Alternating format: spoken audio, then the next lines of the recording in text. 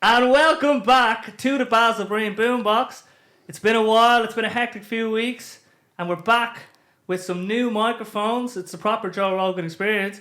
And my very special guest, Derek Costello, aka the Chicken Man. Of course, because he even lived up to his beautiful name.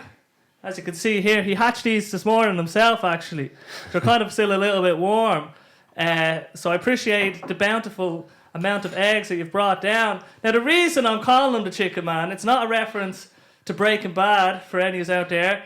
I was out my back, or I wasn't even out my back. I think I was just in my house one morning, and I could swear I could hear a rooster, and I thought I was losing my mind a bit. You know what I mean? I was like, "What's going on?" And I actually put up a status just to be like, check. And someone's like, "Yeah, someone has a fucking rooster," and then it's like, it's Dykie. Dykie, turns out, well, they don't have the rooster anymore, but you bought some chickens. Yeah, I bought them for Elaine's dad at the time. Ah, okay. So I got them for him, and then So he just wanted a few chickens around? Yeah, just something to do. Yeah. So he just said, right, I'll get you a few chickens, got him a few chickens, and then he's still alive, but he's no longer with us. He moved back to Limerick. He didn't He's no longer with us. It's like, he's just in Limerick. That's all right.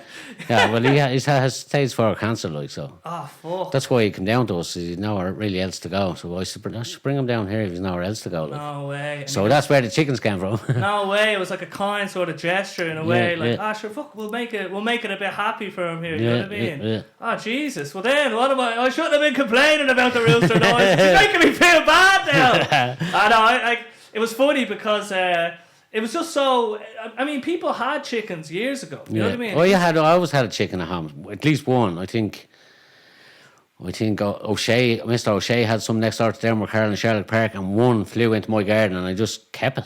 What? Yeah. And you robbed some lad's chicken? Well, he just came didn't in. rob it. Yeah. He just settled in, and we went to Mosley one day at 10:30 mass. My dad goes, "We're going to 10 mass down here," and I said, "Not going to mass. We're in Mosley, Dad." And I legged it off because I didn't get me way. Yeah. When I got home, the chicken was had been killed by one of the neighbours' dogs. Oh, Jesus. And the outlet goes, "That's what you get for not going to mass." That is hilarious. I stuck in my head. What age were you?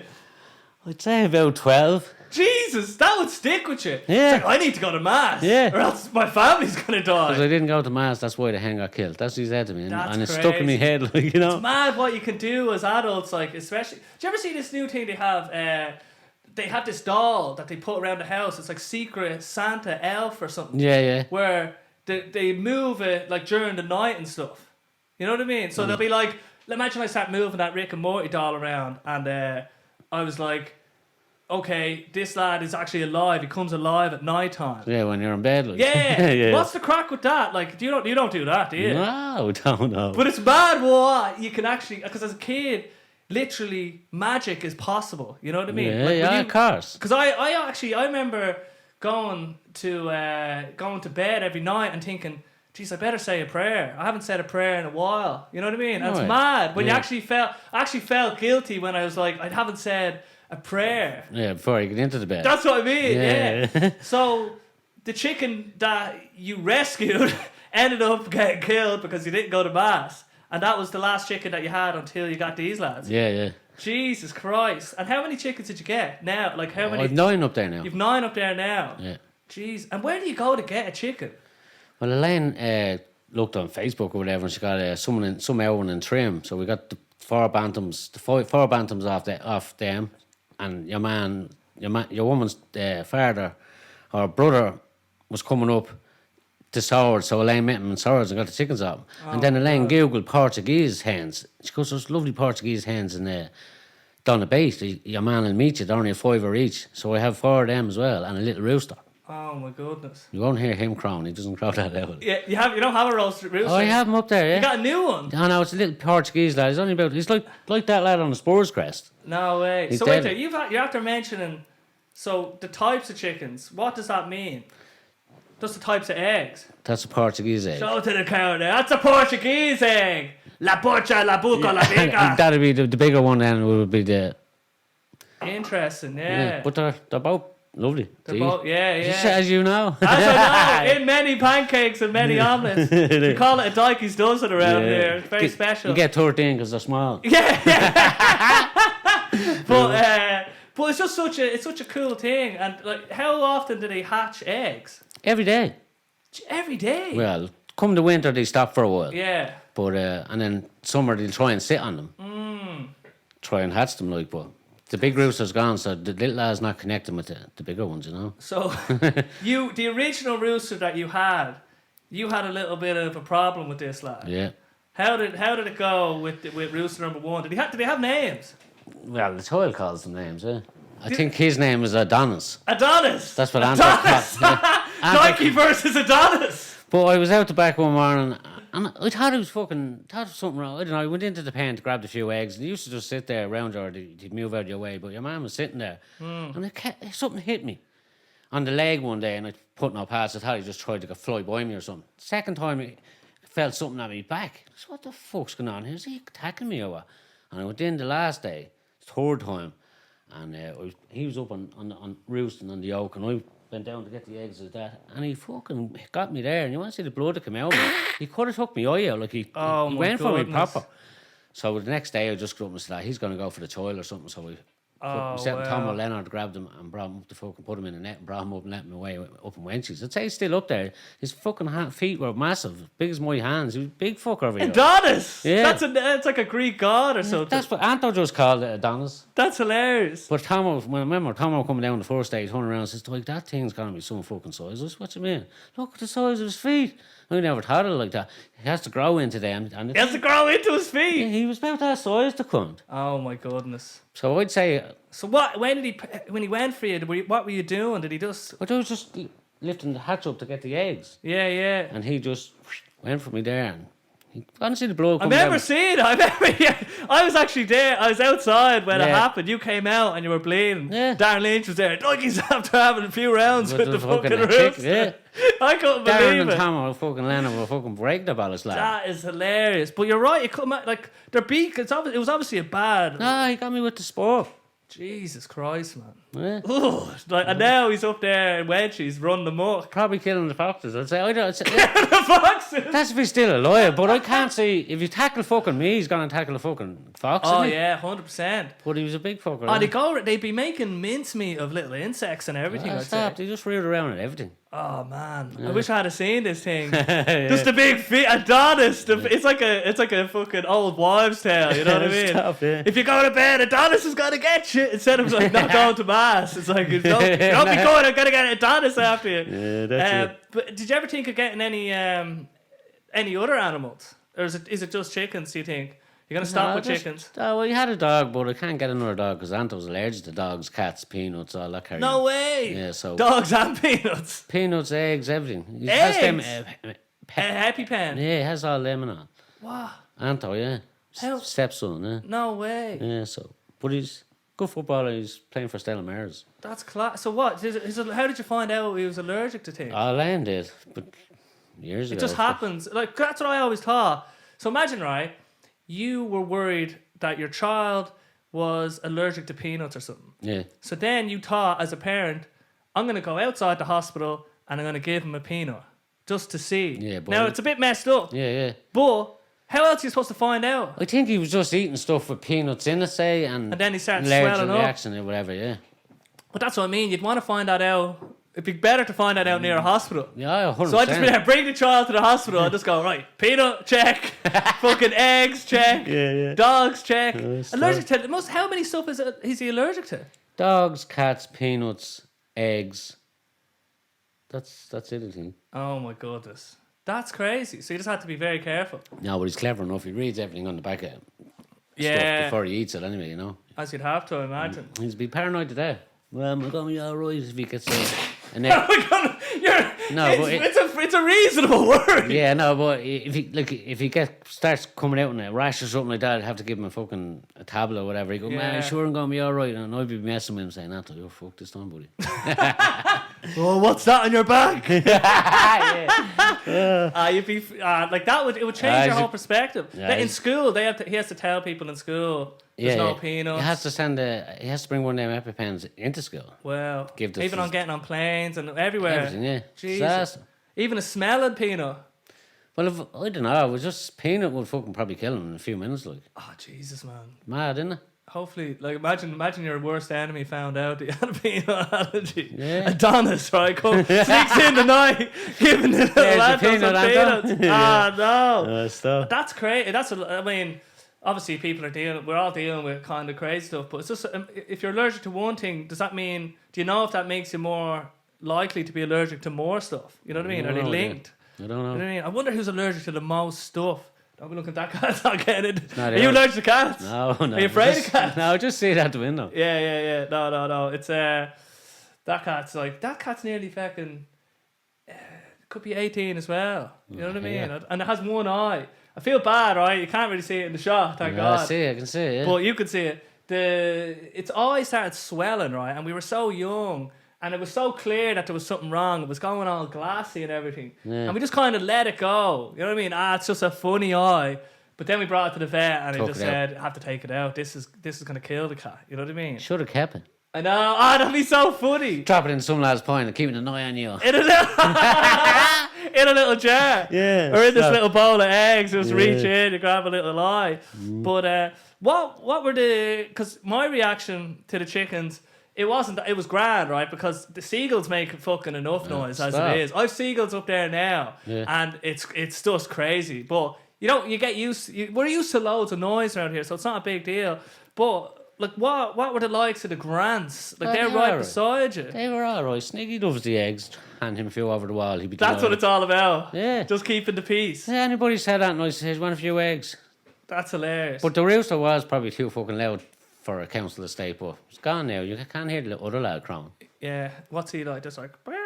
Just that. It would be a little bit higher than that, but that's it. But you'd still hear him, like, if your next door neighbour or whatever. So I actually looked into, I think it was because of you're hearing this rooster. I was trying to figure out why did they cock a doodle do.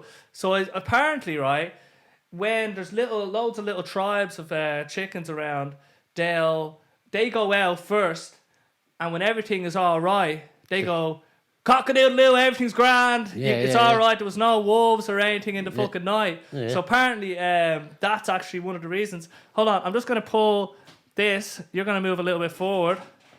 There we go. Now you're still in the shot. I just want more Dykie. You know what I mean? Can't get enough of you.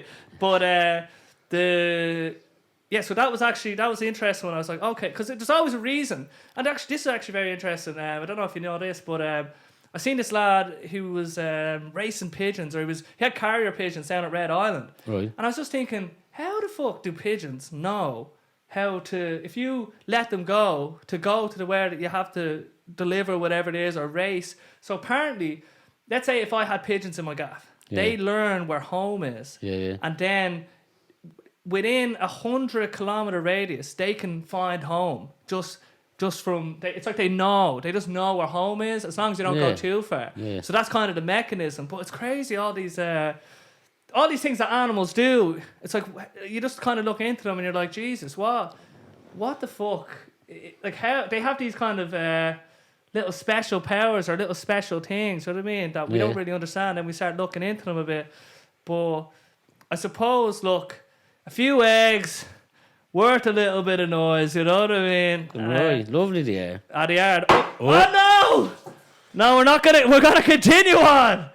Do not touch anything, right? This is the first spill that we've had on the podcast. Trust me. Yeah, no. This is great. Because I'm not editing, you know what I mean? I just leave it play. Just leave it go, you know what I mean? It's like fucking editing it just takes so much time. Yeah, no way. So there we go, we're grand, right?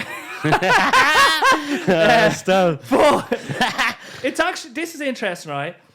Now, I'm gonna just say, right, I know fuck all about like anybody really. You know what I mean? I'm real. There's people that I see that I still don't even know their names, Just and I say see them Howie. for fucking years, and I'm just like, I'm not good at getting to know the story, right? But we're related in some way. Yeah. How are we related? Your ma's dad Yeah. is my dad's brother. Oh. Well, who's your dad? So your dad was you're talking about Basil. Basil and my dad, they're brothers, yeah. Who was your dad? Des. Des. Yeah. Okay. He's the only one left, him and Anne, I think. No way. Yeah. Who was the one? There was some lad. One of them looked at the spit of Basil. John. John. Yeah. He only died last couple, not even a year ago. Oh, it was weird seeing him, man. Yeah. It's funny actually because that's where I got the name Basil, like the middle name. Yeah. Which is hilarious. You know what I mean? Yeah. It wasn't just like fucking pulled out of thin air, but what like my memory of Basil is he used to bring us out on the Sundays. Yeah. And he'd bring us to Molly, he'd bring us to all these... All around, yeah. Yeah, all around, you know what I mean? And he'd always have these little songs, like Too Much for One, Too Little for Two, What the Devil Could I Do? No, yeah. All these little... He'd just be fucking driving around with the kids. Yeah, I know, yeah. And it was just... it's so beautiful to think back, you know what I mean? He just loved that. Yeah. Do you remember anything about Basil? Yeah. I remember going down ringing the bells in the church with him. He used to ring the bells in the church. Hang on, he'd say, we were back down. What? He had you do that? Yeah, me and Garrett, every Sunday. No way! Yeah. Basil's a fucking legend, man. Me and Gary used to kill each other years ago.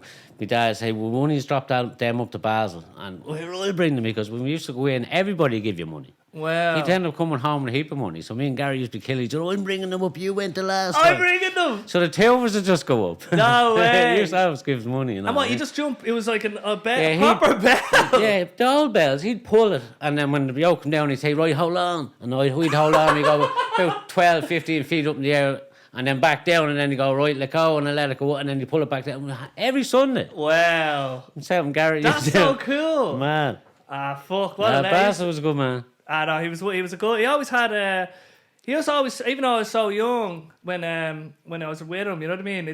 He always just said hi to people, you know what I mean. Everybody knew him. That's what everyone knew. He was kind of this person of the town in a way. Yeah. I think he actually he did all sorts. I think he was a funeral director or something at one point as well. Something like that. Yeah, and they had to bring like caskets that were coming from the train station. They had to kind of wheel them through the town, you know what I mean? Because when Skerries was so young. Years ago, yeah. Fran was telling me that they used to have an old, like a coal boat that used to come. This was years ago, you know what I mean? So every few months, a boat would come into the harbour and it would be filled with coal. It'd be like a big spectacle. All the people would go down, No way. Real ancient shit and fucking... Because the town used to just be probably... Used to be fuck all. It used to just be barren, like just dust. Imagine just the Wild West. Yeah. Because Basil, I mean, he was. I think he was in his 80s when he passed. Yeah, I think he was. Yeah. God, geez, it's terrible when you get older because you just don't know what what's gonna happen. You know what I mean? Like he ended up getting shingles and he had like prostate stuff and we actually had to like. There's a few of my uncles have got prostate cancer as well, like so, but it's all been, if you catch it, you know what I mean, it's grand. It's one of the things. Oh no, I had to go and get the test done myself. My man was at it. You better get that test like that runs in your dad's family. Yeah, that's what. Yeah. Jack was there with the glove and all. Right, you ready? And I said, Jack, are you serious? He goes, no, yes. It was only a blood test. Like. Okay. Don't put the finger up to the hole. No. What? They don't do that. I was looking forward to that now, you know what I mean? Someone needs to start going down there, you know what I mean? It's getting lonely. But that's mad. Yeah. But yeah, no, I was wondering, because then Langer then, like how, so what's the connection to Langer? Well, Jared, my older brother Jerry, is Langer's dad.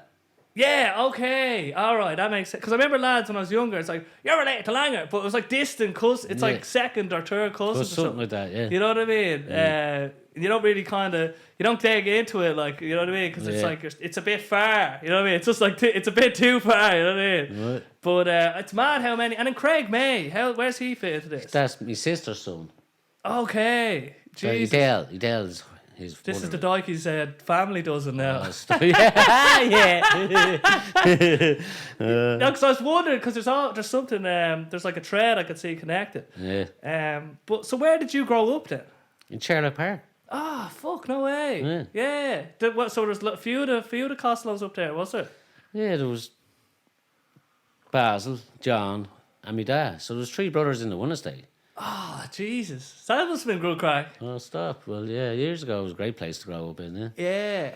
So you grew up in Sherlock Park? Sherlock Park, yeah. The Cabra. Yeah. Yeah. And how many people were in your family then? 7 of us. Jesus, it's always big families back then, wasn't it? Yeah, nothing else to do. That's a good way of putting it. Yeah. But it's mad how, you make it through that, you know what I mean? Because parents, you know what I mean, you can only... It's hard to fucking manage, even like... I can imagine one child, I'm like, geez, this is difficult enough. Stop, I've one up there and she has me heart broke. Yeah! Imagine 7. 7 of them running around. Stop. But what do you remember then at Sherlock Park? Like, that the families kind of... Was there kids... Like, was there other kids from the other families growing up the same age and stuff? Yeah, it was the Barnetts, you had The Casey's, Barnetts. the Reeds, The the Barnetts. Carls. Ah, It Jesus. was a mad estate years ago. No way. Yeah, then It's he- like the Mourne View of Yeah. fucking... And half us ended up over here. Yeah. So, It's mad because Yeah. there's just generations of people and stories that Mad. that yous know, like that the way we know about. Everyone has a childhood, you know what I mean? Yeah. But your memories of Sherlock Park, it's like the legend. And then when you see like some of the old school people now, you're like, I don't really. When you see them, you know them as children. You know them as fucking this and that. So you have a mad. It's when I see people similar that I grew up with. You know what I mean?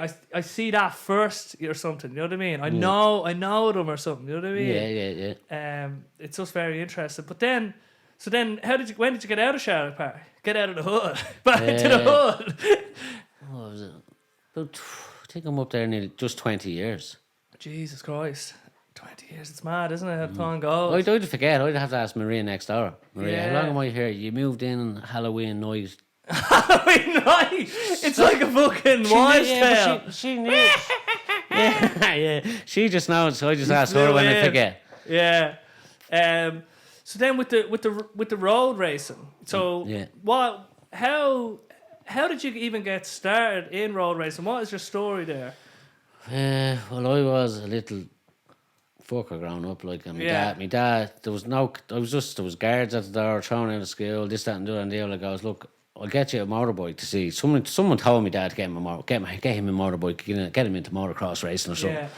So my dad bought the bike between me and Gareth for Christmas. 65 it was. Kawasaki 65, and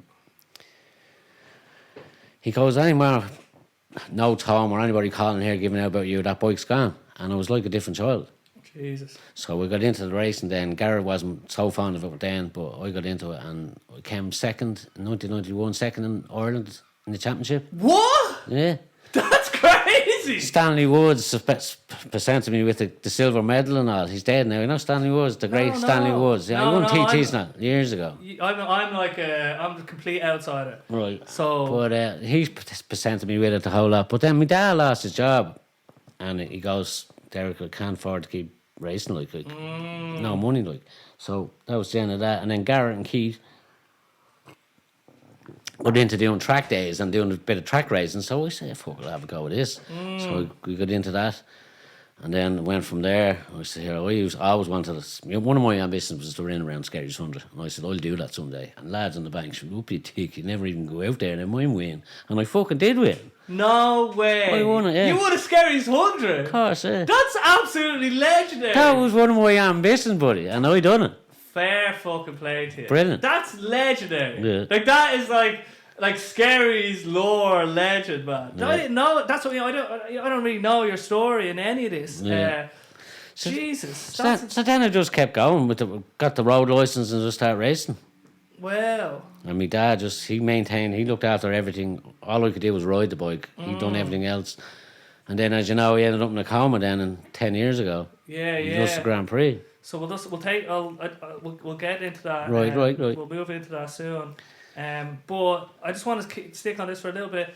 So I seen the logo, the Dykie logo. It's like a little bee or something. Yeah, some Where buzz. did that come from? Some buzz. Yeah. Is that where it came from? Yeah.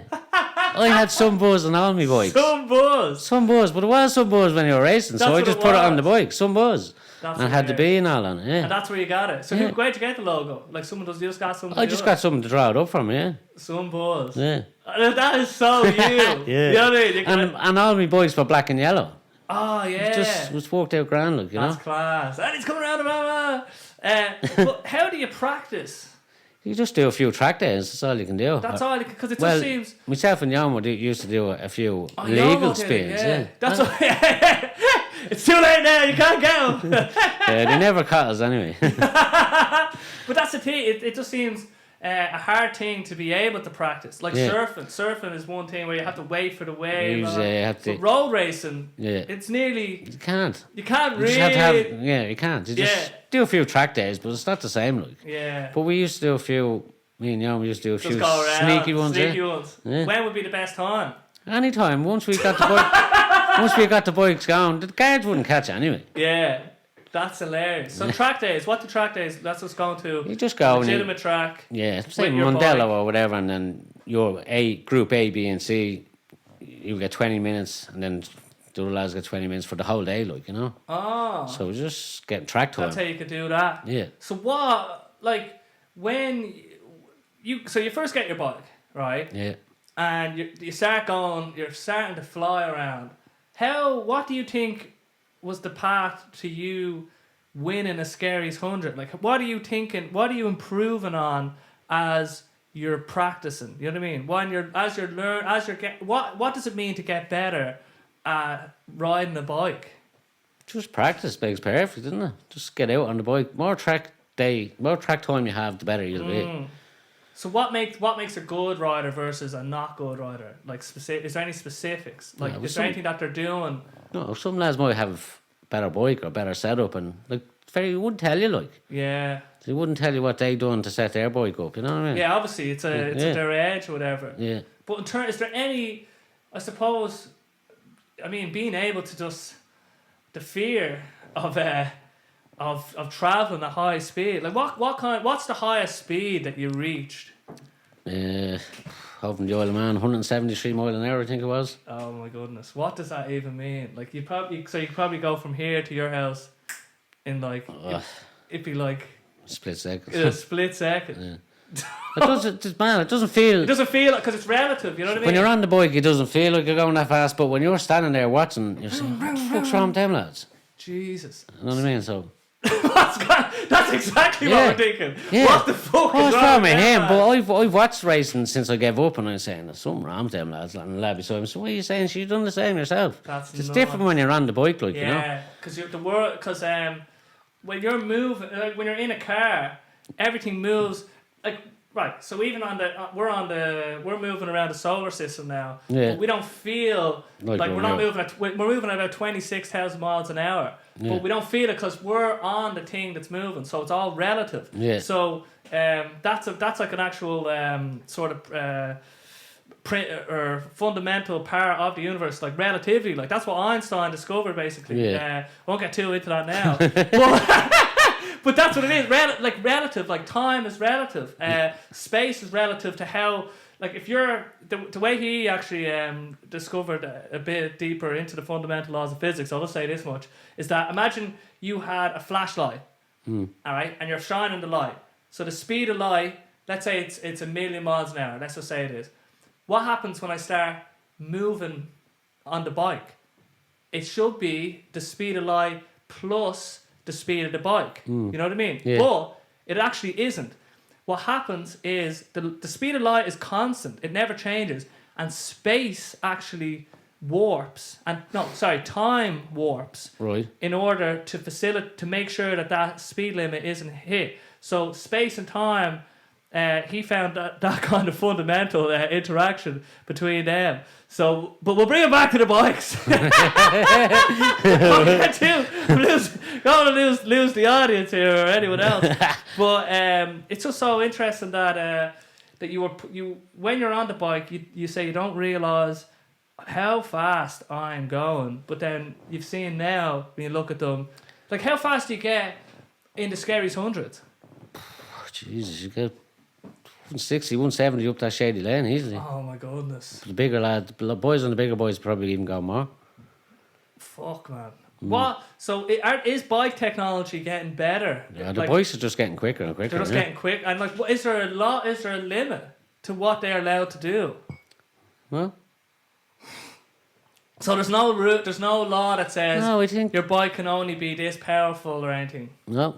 Well, different categories. Different I mean, categories. like Super Stock 600 or Super Stock 1000, you can just go into the shop, buy it as it is. Yeah. Put on an exhaust system, a few bits and bobs, and it's just quick it is, and that's it.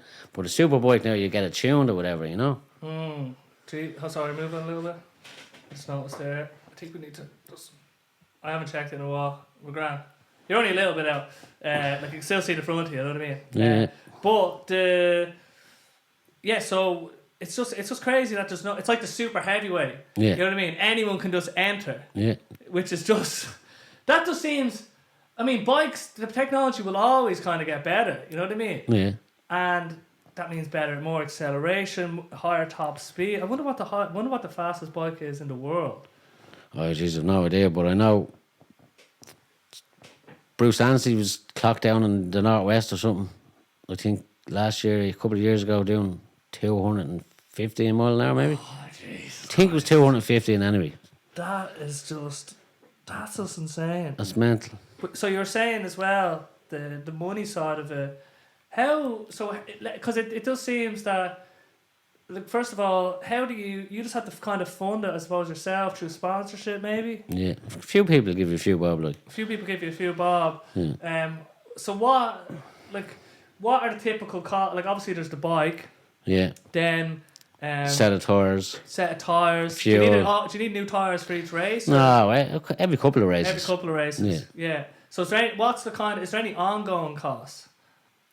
No, it was grand. I had someone to look after me. Dad done all the maintenance, so it wasn't that bad. Yeah. But if you have someone else having to do all that, you're paying more. Like, and then if you crash, every flip's €1,000. 1,000, 2,000, you know, every time. That's what we used to say anyway. 1, 2, 3, 4. Start flipping. There's $1,000, $2,000, $3,000.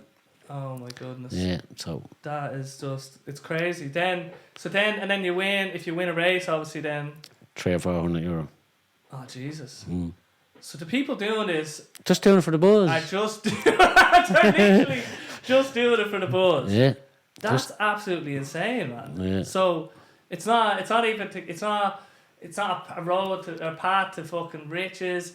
It's just for the love. And I suppose does anything feel sort of? I mean, how? When I see these people, the wingsuit people, and I see what they're jumping off, and they're just looking for that next jump. When you come back to normal and you're just sitting here, like, life must just be so just flat. Yeah, when I gave up, and then after the head injury, I was down there. The depression wasn't right, and the doctor said after the head injury, the trauma you have to cause, and you're going to come down heavy. I was thought no more of it, but I've never been that low down. And then when I gave it up, I didn't know what to be doing with myself. So what happened with the head injury? I went into the field doing 140 mile an hour. The bike guy complained, and Dr. John was across the road. That man's not with us anymore. But only he'd all his stuff. He seduced me into a coma. Only for him, I was gone that day. Jesus Christ. And he's not even here now. Man. He actually died. One of the Skerries Hornets, eh? How that? You would think he was just a bystander, maybe, was he? Or I don't know. No, I don't know. I reckon the bags, the flap that one of them hit the back with something. I don't know. Freak accident. So was it you were doing? Were you doing a race like I was? It was down the Ulster Grand Prix. It was the Dundrod. Oh wow! And I was coming toward. I remember looking back at the last lap, saying, "Lovely, I have toured in the Ulster." And that's the last. I remember I spoke up 2.5 days later with Michael Dunlop, William Dunlop, and my family around me. Wow, because it's like, oh shit, because it's such a, I mean, a lot of people die doing this. Yeah, well, I thought I was going to die doing that. Yeah. Like my best mate Smurf. So I just carried on. My dad goes, Derek, it's time to get out of this after Smurf. So I said, right, Dad, we win the championship for him and we leave it at that. So I did. Wow. And I just sold the bikes before I changed my mind. So you told me this story actually.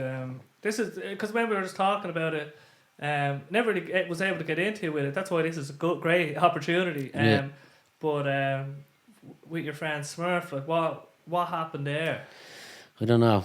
Another freak accident. I think. So walk us through the kind, if you don't mind. Well, I just remember I won the race. He never come back, and I gave him the thumbs up before we legged it. And he kept saying to me, "Derek, I want to come sixth in this." And this is not like Cookstown. This is like a tough little track. Like just finish. By that, not like Cookstown.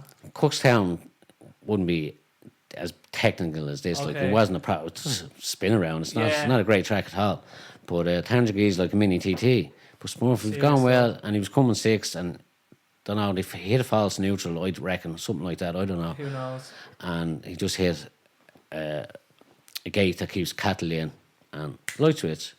Jesus Christ. Just like that. I come in, the Lord, yes, I won around Tangier. And next minute, Derek, and he come down to the medical, and John Hoyne said it to me, he goes, Derek, I tried everything, he's gone. I said, jeez, gives a cigarette.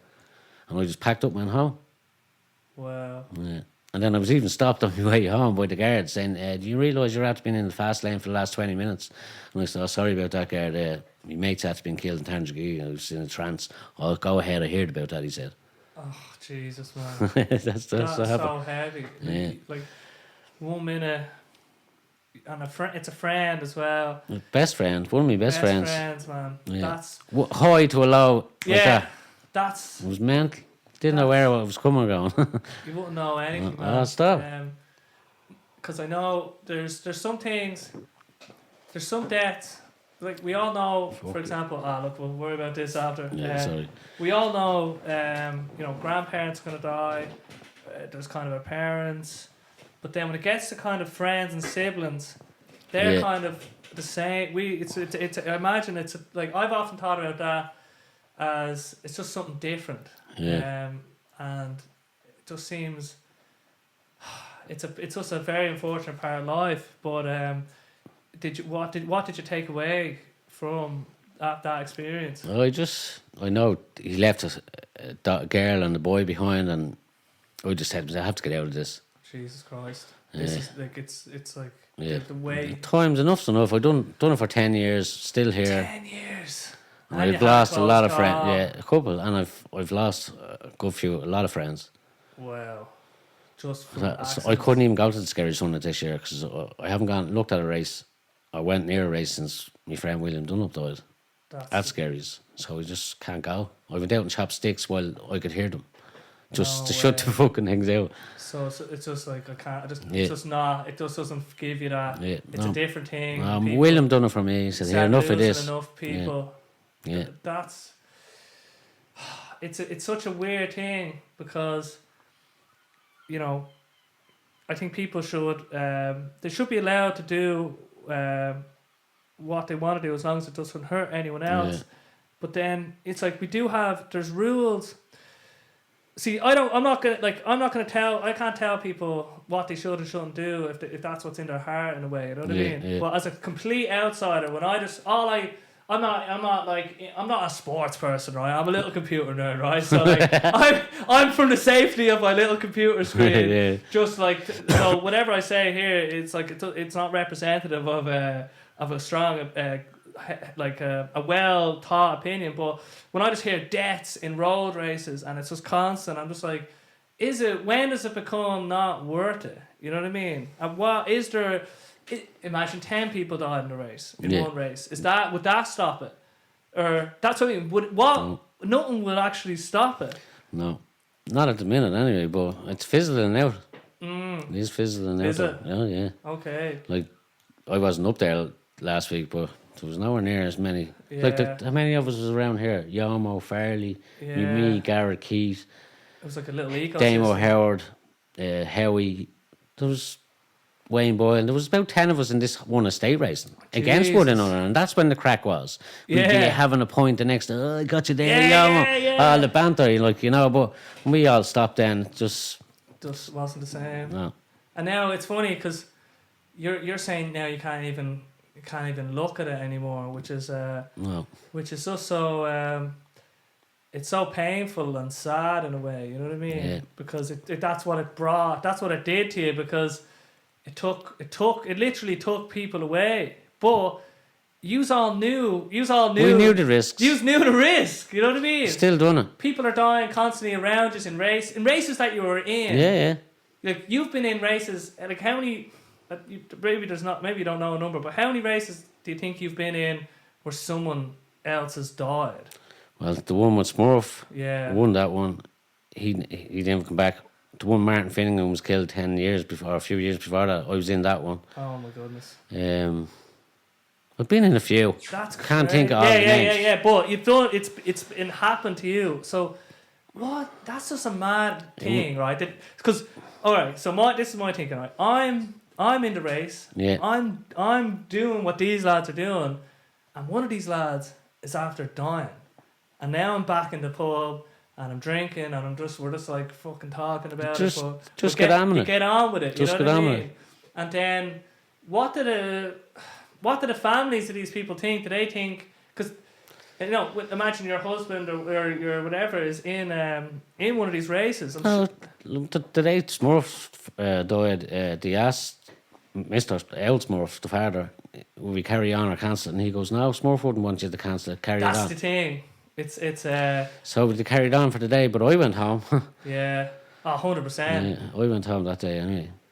But it's funny, because the people that are dead, that's what they just tell you to basically get on with it. I think anyway. This is what I can't imagine. Like they'd say anything else, because if you're dead, right, you know that this all comes to an end. So then there's actually nothing to worry about if you accept. If you accept death fully, which is something that I'm not saying that I have, you know what I mean? Yeah. But if you did, you actually wouldn't give a fuck about anything. No. Like, you'd literally be free of any judgment, any worries, any anxiety, because it's like a video game where you realise that, because when you die, game over. It's game over. That's And it. then what did you do during the game?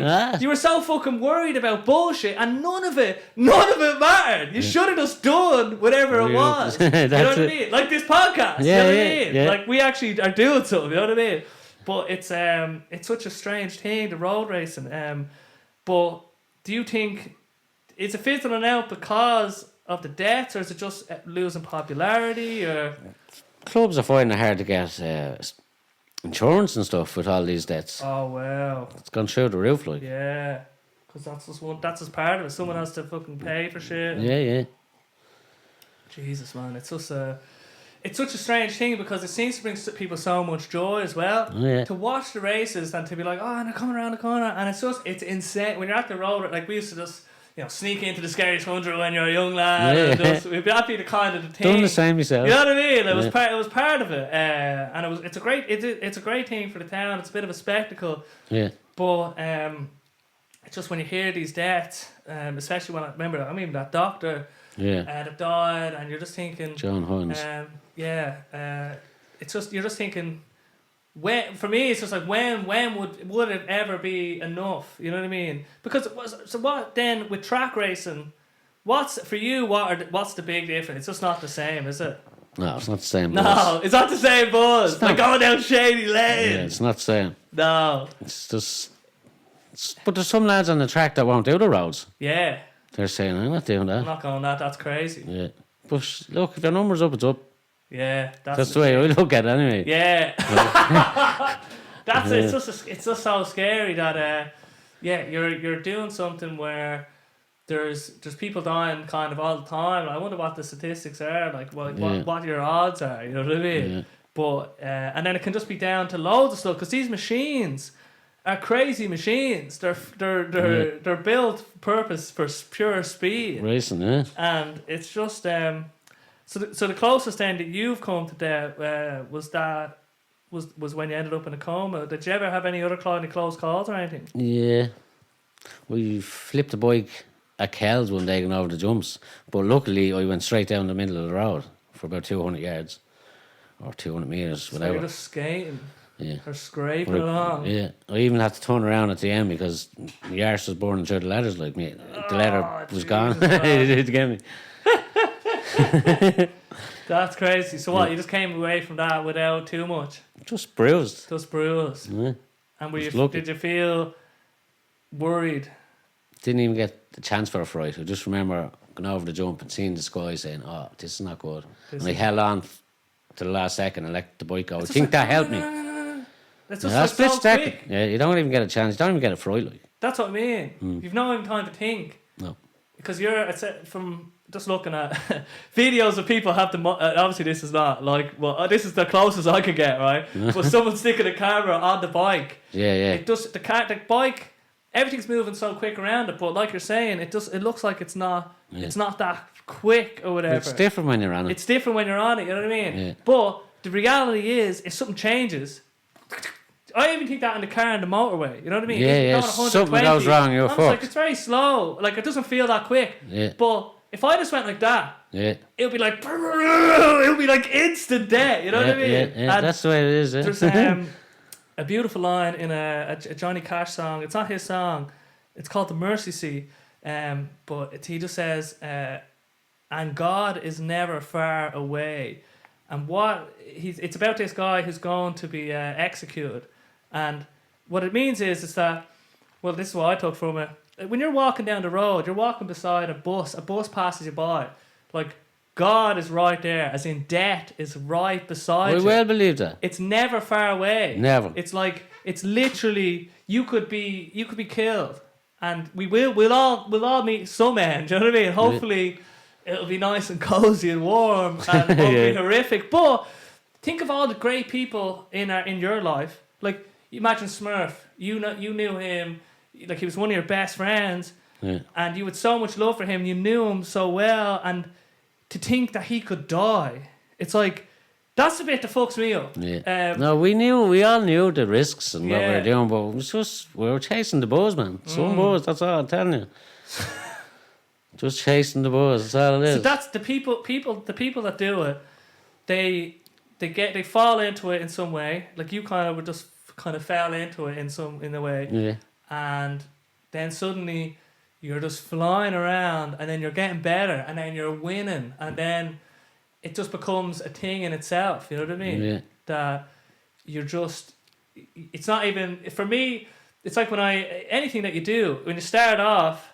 You know what I mean? It's not like you're fucking winning the Skerries 100 or going 170 at the beginning. Yeah. But then you find yourself and you're suddenly one of these people that are doing it.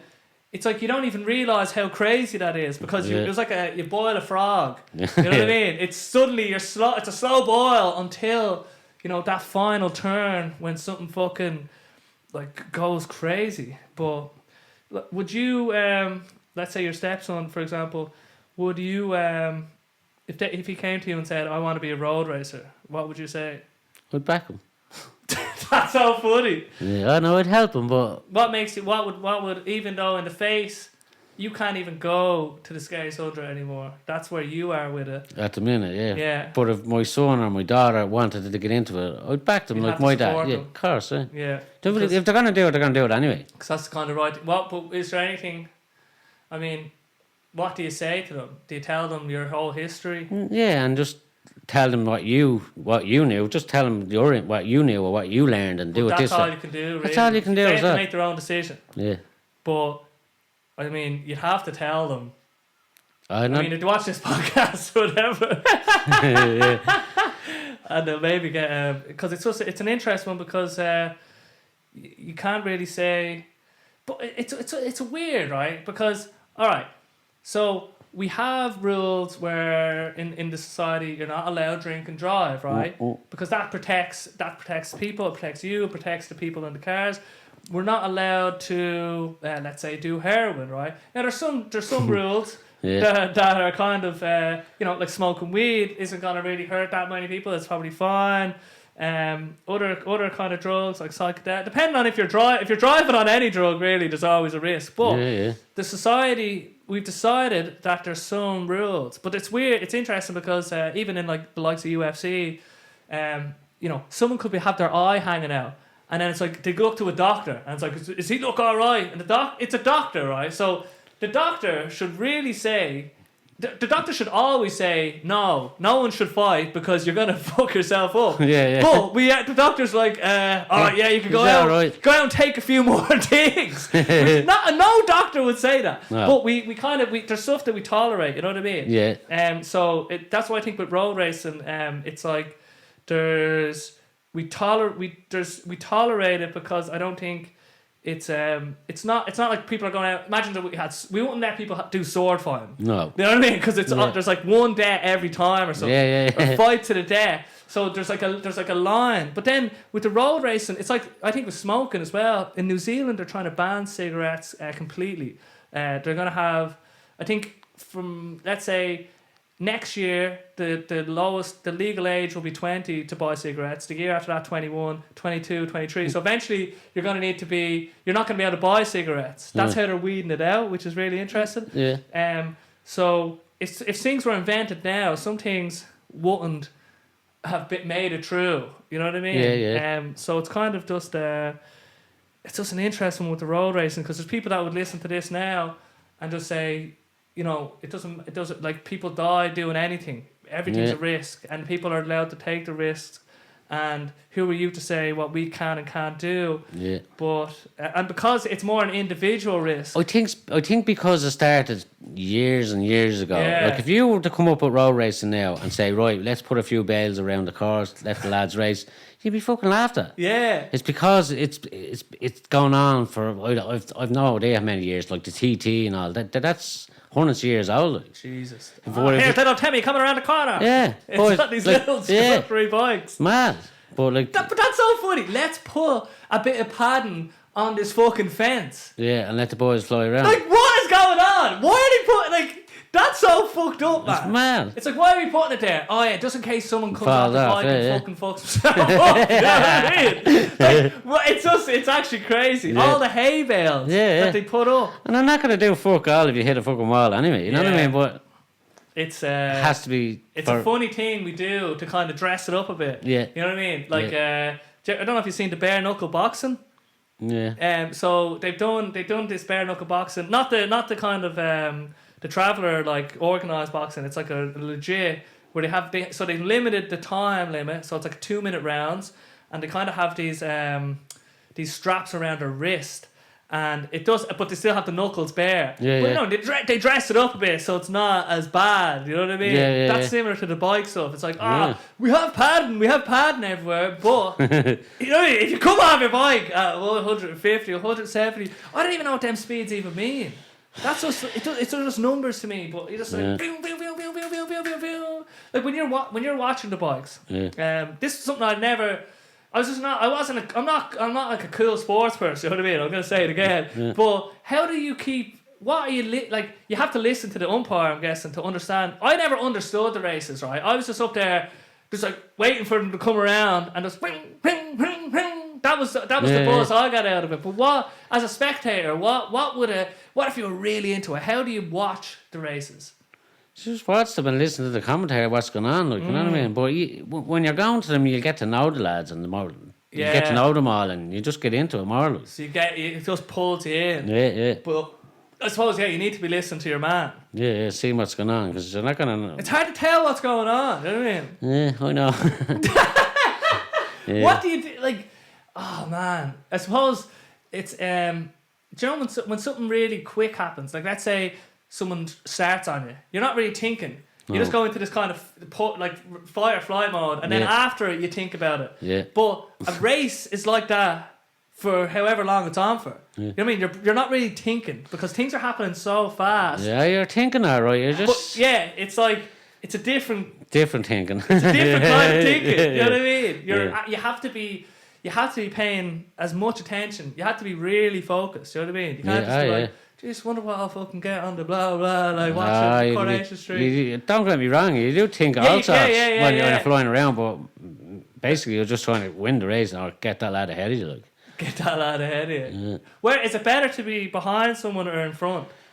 Well, I'd rather be. Well, the 4 races I won the year I won the championship I won them from start to finish. Jesus. So that was grand, but I know I'd rather be chased than chasing. That's Do interesting. you know what I mean? Yeah. So I would get out on my own. I would just put the head down and every lap, Kev would show me the board. Jeez, I'm 3 seconds up and grand. Just ease her off the last lap. You don't want to be you can't look. You can look behind the odd corner, but you're not going anywhere looking behind. Like, you know what I mean? Yeah. So I just try to keep the head where I was going. But did you ever play chasing when you were a child? Yeah. There's something about when you're chasing someone, it's like there's a goal. You can see the goal, and it's more attainable in a way. Yeah. But when you're running away, it's like you've nothing to run to. Yeah, you're just running away. Yeah, I know what you mean. So like when you have a goal or something, when you have something that you're actually chasing after. Yeah. Not that I understand how it's like on a bike, but for me, like psychologically, I think it's probably better, and I'm probably afraid to be caught. You know what I mean? I'm not I'm like, I want to be the predator, not the prey. Yeah. I'm just like runs away. Yeah. But so, what advice then would you have for young people? I mean, getting into Craig May, what's he doing actually? He does a bit of motocross. He does motocross. That's something grass you've tracking, really yeah. never done. No, that's what I done when I was a child. Oh, okay, yeah. Oh, that's it. Yeah, that's what you got started with actually. Yeah. So motocross, then what's that about? That's just like on a field, fucking Over jumps and bumps and all that. That's safe enough. Oh, yeah, it wouldn't be as Safer than road racing. Yeah, but you can still Fuck yourself up. Oh, You big still have to time, take it serious. Yeah. But not many people are dying as much. No, I don't know. The odd death maybe, but It's rare enough. Like in the UFC, it's like same as boxing or something maybe. Yeah, well, you come off, you're going to hurt yourself. You break a few bones, but the worst scenario maybe wheelchair. Yeah. End up in a wheelchair maybe. Jesus. Something like that, but it is dangerous. It's definitely dangerous. Yeah. Oh yeah. It's like, but some sports, there's a bit of risk. You know what I mean? We can tolerate. Like in my head, so that's what I mean. That's why it's hard to say with the road racing sits on that. Because it's not like 10 people die every race, but every so often. But what advice then would you give to Craig May, or what? You probably have given him some advice. Yeah, just told him what I knew, how I learned, and yeah, he seems to be going okay. Yeah, I think he got sponsorship by good old Kyle Reid as well. Yeah, he's got a few lads. So it's funny, they're the next generation now coming through. Yeah, of course, which is hilarious. Maybe he'll get the B. Maybe the buzz. Yeah, maybe he'll get the buzz and try. So you just have So what would you say? What would you say? Like if someone had told you, I want to be a road racer. I'd say I hope you plenty of money. Yeah. Straight away. Yeah, straight away. Because only from my dad, Ridgeways, Nicolai Manson, people like that, and the credit union, of course, I would never have been able to race. You like I was working just to go racing. I wasn't working for anything else. I was working to get a set of tires, and I was to get this done, I was to get that done next week, such as that.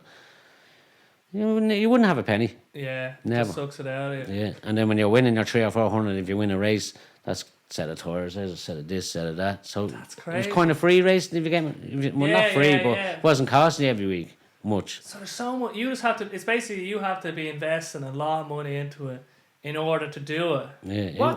Actually, that's another one. What how do you end up in the Skerries 100?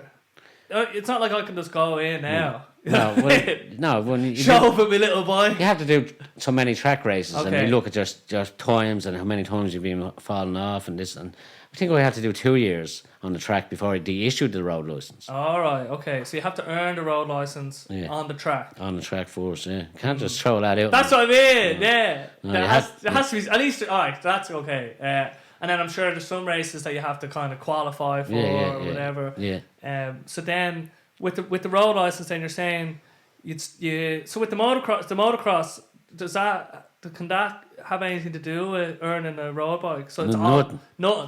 Absolutely nothing. No. So if you want to do motocross, then what's the entry? Well, just go up with your driving license. Once you have a driving license. Have a driving license. Or something, work away. But the road racing, it's like, all right, we can't just be letting any Tom, Dick, and Harry on. Definitely not. Yeah. You need their time on the track. Yeah.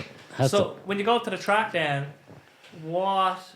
You're given. You said you go up. You maybe get 20 minutes or something. Yeah, but they'd have slots, 20 minutes. Look, you could get out 6 or 7 times in a day. So you could have 100 laps under your belt before you went home. Right. So you'd be out on your own doing the. No, you're out with other lads learning. Oh, the likes of you. You know what I mean? You're out with Yomo and Fairley and so it's a good Howie buzz and there. yeah. So you're having a crack. Oh, I got you Sorry, there. got you there. Bit Like, of crack, I smoked you today. Yeah. That's all. That's all it was. Yeah, that's all it was. Great crack. Like honestly, you can't. That kind of camaraderie, that kind of competitive, but the crack. You know what I mean? Like you can't.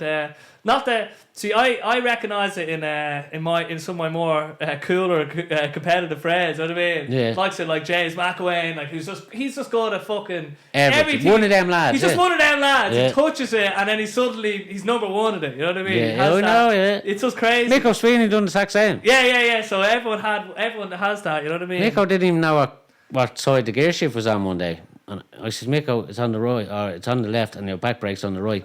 And about 2 hours later, he went by me and Keith. And Keith goes, he's gone me fucking good, that lad. Yeah. Just one of them lads, talk to it like that. They just straight away. Yeah, which is so funny. Yeah. But there's something, I think my thing, when I analyse myself, it's like I'm afraid to be competitive because it's safer. Because you don't lose then. Yeah, you know what I mean? Yeah. It's safer to be on the outside instead of getting like smoked and because it's like to take it serious is to put yourself on the chopping block, but that's the fun of it. Yeah. You know what I mean? So I've noticed that growing up, you know what I mean? I never really had the confidence to take things serious. I'd always just pretend. Yeah. I wouldn't take them as serious because then it's safer that way. I'm not taking it serious, so it's like whatever. Yeah. And then the lads taking it serious. You know what I mean? Like but then I never got good at things. Yeah, you know what I mean? I never got pulled in that way. You know what I mean? Yeah. So it's something that I'm trying to. It's just it's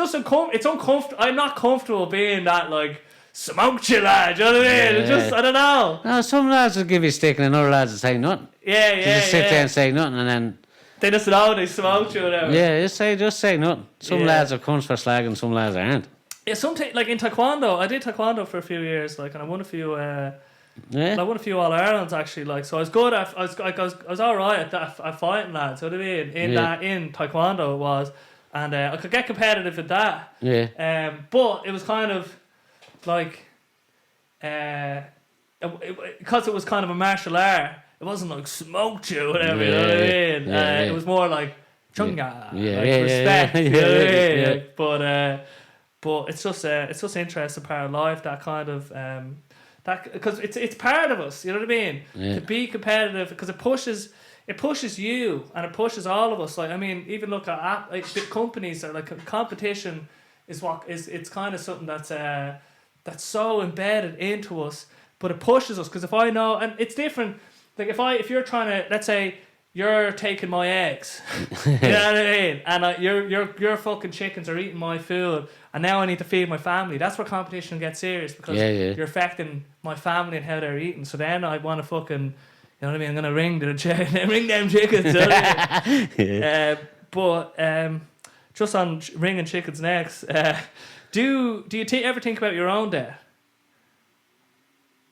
No, I just thought the bikes, I would have been killed doing the bikes, but I would never talk about it. Yeah. Like if one of the lads say, what if this, not talking about it.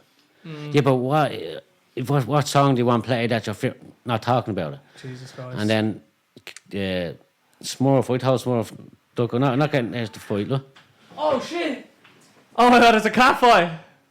This is crazy. Alright, hold on. My cat's gonna get fucked up. Alright. No.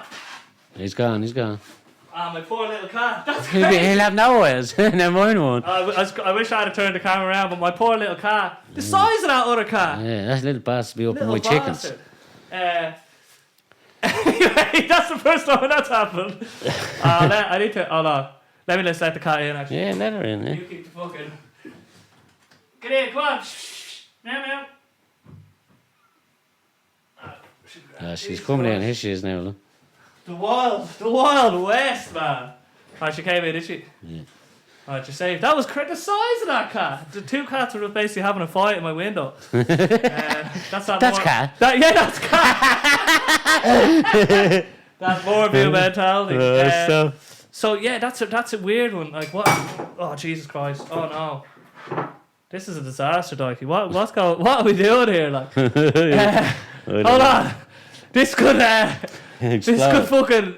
So talking about like the song at your funeral, like that's just fucking rough. Yeah, man. I wouldn't talk about anything like that at all. Grab that tea towel there. Yes, This is the most fucking fucked up shit. Yeah, lovely.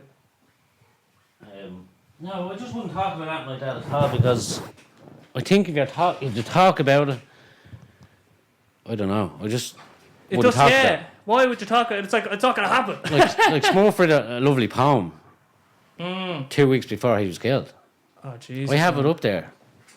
That's I don't know. I told him not to write anything or talk about fucking death when we were racing bikes. Just get on with it. See what it'll be, will bad be. juju. Yeah, definitely. Jesus Christ. Yeah, why would you talk about it? Because I wouldn't talk. I'd be free. I never talked about it. As soon as anybody brought it up, right, I don't want to talk about this. Yeah. I just That's the couldn't right talk. attitude, I think. Yeah, well, it worked for me because I'm still here.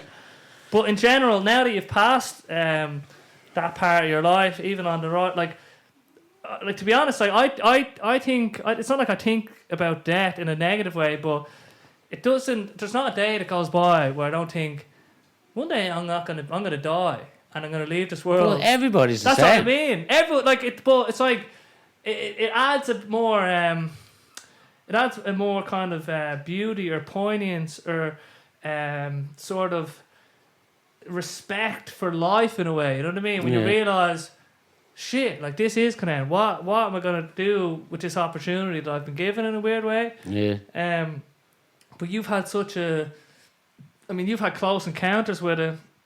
Like, has it changed your view on life? Like versus like the Dykie that went out on his first race versus the Dykie that sits here now. How they viewed life and death? Like, is there any kind of? No, I suppose. I'm glad to be here. Like, just glad to be here. After losing a lot of people, and like, how come I'm still here? It's mad. Like, so I should be grateful for shit like that, I suppose. Yeah, that's the thing as well. It's a weird one.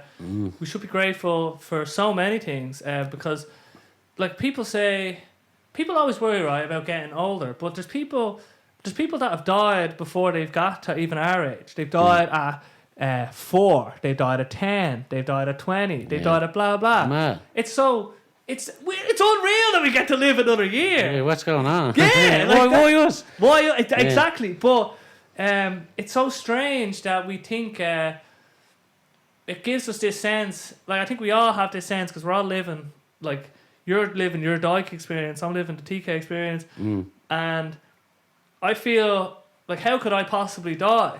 You know what I mean? It's like I'm like the character in this movie or whatever that I'm only seeing.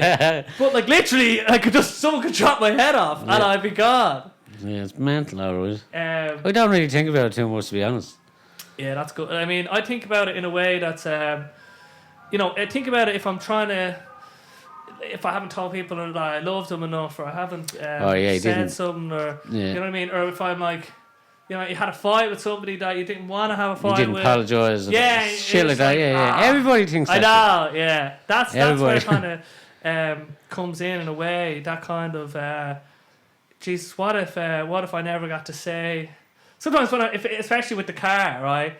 If I have even if I have a little stupid argument with Sean, and we don't resolve it, and I'm in the car, and something happens, and I'm just driving the car, and I just go, Jesus, something happened to me, and I didn't come back. Yeah. I'm just like, he'd know that like, I love him, like, he definitely does, and he'd know that I didn't mean it, and we always, you know what I mean, you always fucking fix the thing. You know what I mean? But if you didn't get time to do it, it'd be so shit. So shit. But I feel just my relationship with that is, especially when people die around me, is that I just feel I know what they'd say. They just say, look, you're gonna die, so I don't give a fuck anymore. Like, don't worry about all that shit. Just have a bit of crack with it. Like, this cat nearly went, man, there. I wish I was gonna try and turn it, but it wants to go out, does it? This has been absolutely the camera's been everything's just got the camera. I literally spilled water all over my laptop. So one more, right? A few more. What would you ask the aliens, or what would you ask God if you had one question that you could ask? What do you think you'd ask if the alien ship came down and they said, Dykie, we will grant you one wish. What's the lotto numbers? What's the lotto numbers? That's what you'd ask. Come on. I don't know. I honestly don't know. What would you not? Well, for me, I'd ask them, like, when am I gonna go? Oh, that'd be interesting. Would you ask them that? I don't want to ask them that. Well, then you'd know, wouldn't you? Yeah, but that'd be too scary.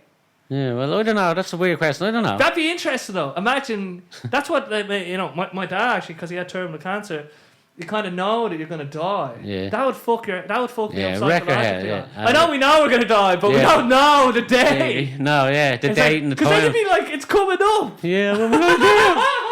And then you're just waiting for it. Yeah. And then it's just like, the alien's just like, then the clock ticks. And then you're like, what? I didn't die. And the alien's just like, ha ha. I was only messing. I don't know when you're going to die.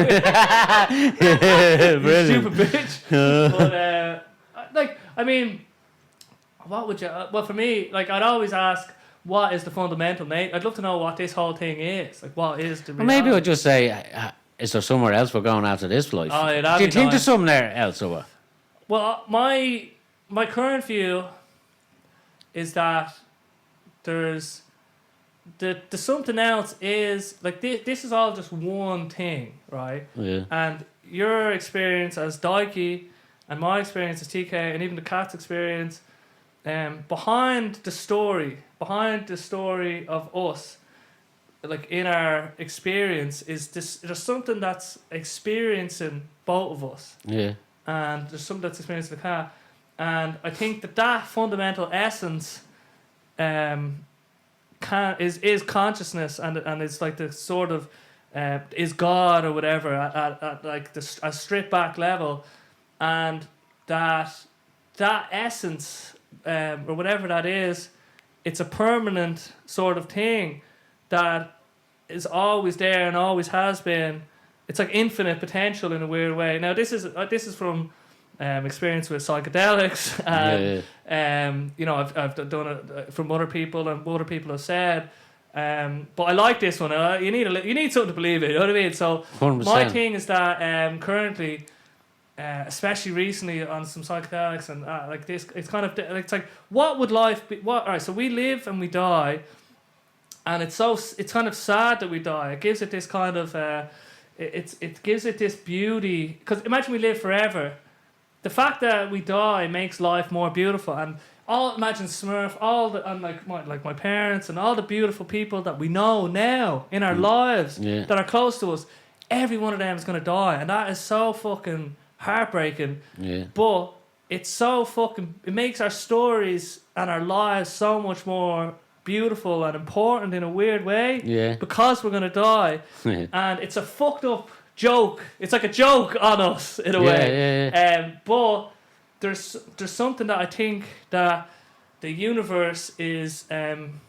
It's like it's snake eating its own tail, in that it's having these experiences. Because if you look at it, I mean, who knows? I think this is like the imagination of infinite potential. Because infinite, the word infinite, it means. It literally means no limits to what could potentially be conjured up. So all the fundamental aspects of reality that have to be in place, like from the literally everything. I wouldn't even be able to articulate. I need to try write this down, because when I mean the gravity of what I'm trying to say, it's more like a feeling in a weird way. But there's it's kind of like the self, like people like in Buddhist philosophy, not really Hindu philosophy, but and then some people that I've looked into, like meditators, people that have gone even deeper on psychedelics, they've kind of seen this glimpse of God, and the fact is that we're all potentially God. Because when I even just look, and now the problem is that we've human brains, and we're putting all these. It's like if you've seen that teddy bear, you can look at that and you can make it have a little personality, and we personify it. You know what I mean? Yeah. So we have a habit of doing that as humans. So we look for patterns, we see patterns, and we think that that's what's there. So we're, and I'm not saying this is just I like playing with this idea. You know what I mean? Because why not? Yeah. But I don't think it's hard for me to think that there's just that there's nothing to this. Yeah. I don't think it's just it's black and white, ones and zeros. I think there is a spiritual dimension to life, and I think there's something more to this whole thing that is incomprehensible, that we'll never understand because we're just finite human beings with finite human brains. So, and that kind of, but my story is going to come to an end. Like your story is going to come to an end. Yeah. And that's part of it. But I think something remains. Like just like there's like a way that the universe kind of could potentially be learning from itself, in some way that we don't understand. Like I'm going off the fucking rails here, but if you look at reality, if you like, let's say if you look at computers, you look at biological life, you look at this, the evolution of the solar system.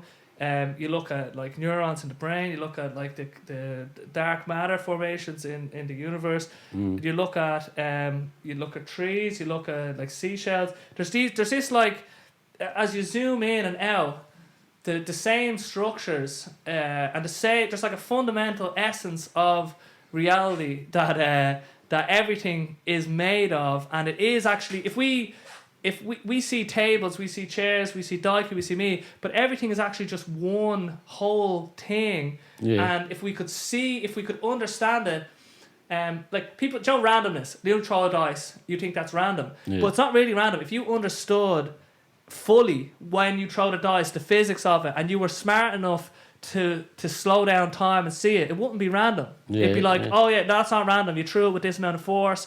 So randomness isn't actually real. It's just a lack of understanding. So in the same way, our comprehension of the universe is like a lack of understanding. Hey, you know what I mean? Do your own fucking research. Come up with your own fucking beliefs, right? Don't be looking to me. But we won't. We'll ask. Joe what? We'll ask the aliens, right? But look, I do want to say as well, I've always appreciated the support for the music, the live streams, because when you're pursuing all this music, Shy, it's good to just have people just giving you a little boost. Here's the cat, it's alive. This has been, Dykie, this is going to be the funniest podcast ever, man. Because the fucking... The shit that's actually gone wrong. Mad, isn't it? The only thing we hadn't got was the cat fight. But cat, Simba making her first appearance on the podcast. Give her a little pet there. Go on. You're all right, cat. She's delighted. Yeah, she is delighted. But yeah, I'm gonna have to clean up this mess. Yeah. But no, I feel we covered a good bit there. Yeah, that's grand. Is there any more you want to get in, or? No, that's grand. No, I think we had a fucking good chat there. Yes, you did. But anyway. We'll catch us on the next one. Hopefully, it'll be a little bit less chaotic. But, we'll see you later. Adios.